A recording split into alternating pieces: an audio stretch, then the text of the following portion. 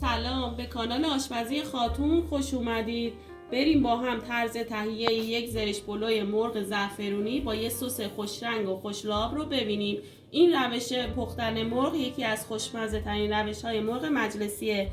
حتما امتحانش کنید، مطمئنم خوشتون میاد. قبل از آموزش اگر عضو کانالم نشدید لطفا کانال رو سابسکرایب کنید و ویدیو رو لایکش کنید. در نهایت یک زرش پلوی خوشمزه با هم درست میکنیم که ترکیبش با این مرغ عالیه. بریم سراغ آشپزی. مواد لازم: مرغ 5 عدد، پیاز 1 عدد درشت نگینی خورد شده، زرشک 100 گرم، زعفران دم کرده به مقدار لازم، فلفل دلمه 1 عدد کوچیک به صورت نگینی خورد شده باشه، فلفل سیاه 1 قاشق چایخوری، زردچوبه 1 قاشق چایخوری،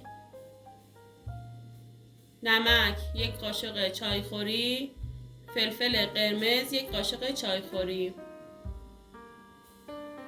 برای شروع اول مرغا رو میذاریم داخل قابلمه و 1 پیاز درشت میذاریم کنار مرغا و آب میریزیم تا جایی که آب روی مرغ رو بگیره و در ظرف رو میذاریم تا شروع کنه به جوشیدن. خب بعد از اینکه جوش اومد قشنگ کف‌های روش رو جمع میکنم.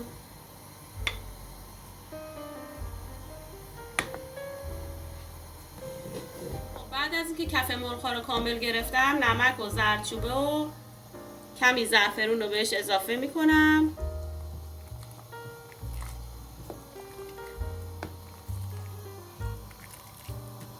و میذارم حدود 45 دقیقه مرغا کامل بپزه و درش رو میذارم. خب حالا بعد از 45 دقیقه که مرغا پخت از قابلمه خارج میکنم و میذارم کنار و داخل مایتاب روغن میریزم تا داغ شه و مرغا رو داخلش سرخ میکنم.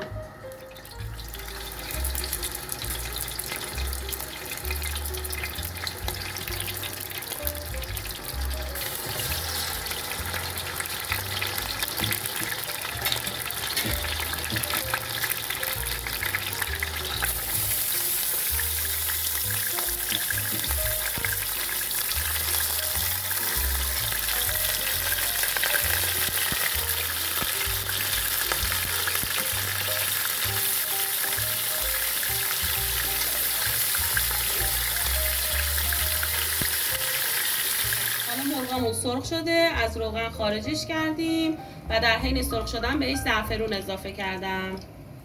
حالا همون روغنی که مرغا رو باهاش سرخ کرده بودم و بهش پیاز اضافه میکنم برای تهیه سس مرغ. حالا میذاریم پیازامون سرخ شه.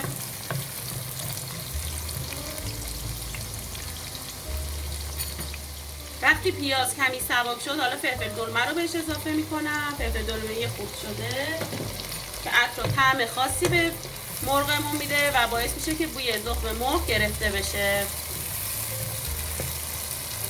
و میذاریم قشنگ کامل با هم سرخ شن. حالا پیاز و فلفل دلمه‌ای کامل با هم تفت دادم. وقتی که نرم و سبک شد 1 قاشق پر غذاخوری رب اضافه میکنم.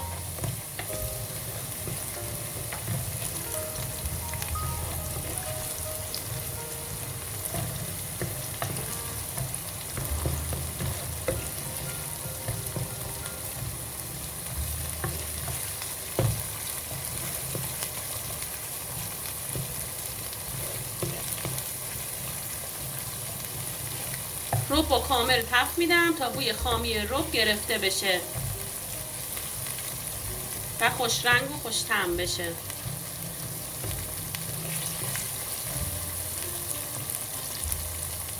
بعد از که رب رو تفت دادم کمی فلفل سیاه به سسمون اضافه میکنم.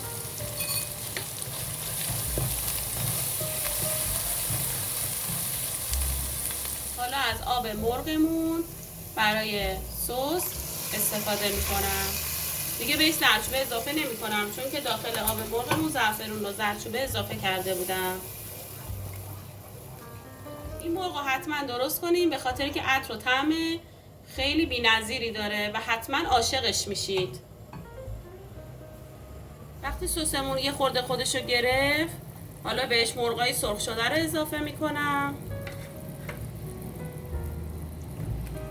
خانم یادتون باشه که حتما به مرغاتون زعفرون بزنید، به خاطر اینکه عطر و طعم بهتری پیدا میکنه.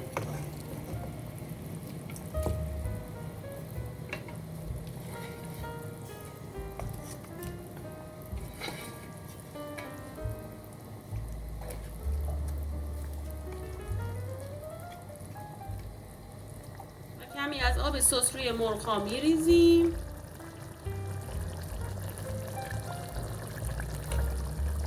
درش رو میذاریم تا 5 دقیقه دیگه آماده سرو میشه. حالا بریم سراغ آماده کردن یه زرشک پلوی خوش رنگ و خوشمزه. داخل یه ظرف کره رو میذارم آب شه با حرارت ملایم.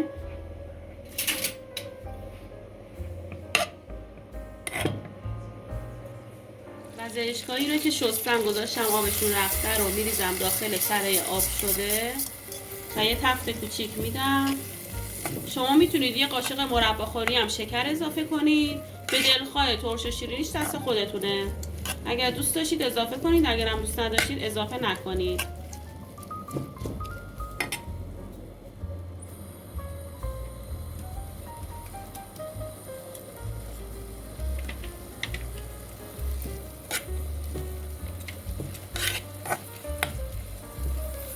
نباید بذاریم زرش بیش از حد تف بخوره چون خشک میشه.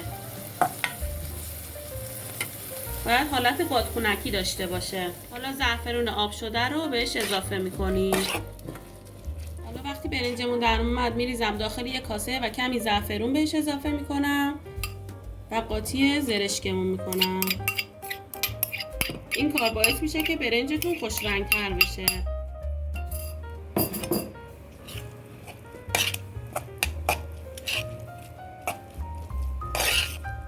سلام دوستای گلم، حالتون چطوره؟ امروز اومدیم یه دونه زرشک پلو با مرغ تست کنیم ببینیم چه جوریه. اول باز یه خورده آبشو بریزم روش. چه بویی، چه عطری. یه ذره از این مرغ که سرخ شده. عاشق مرغ سرخ شدم من. این چه مزه‌ایه. به به به به. بوش که آدمو مست میکنه.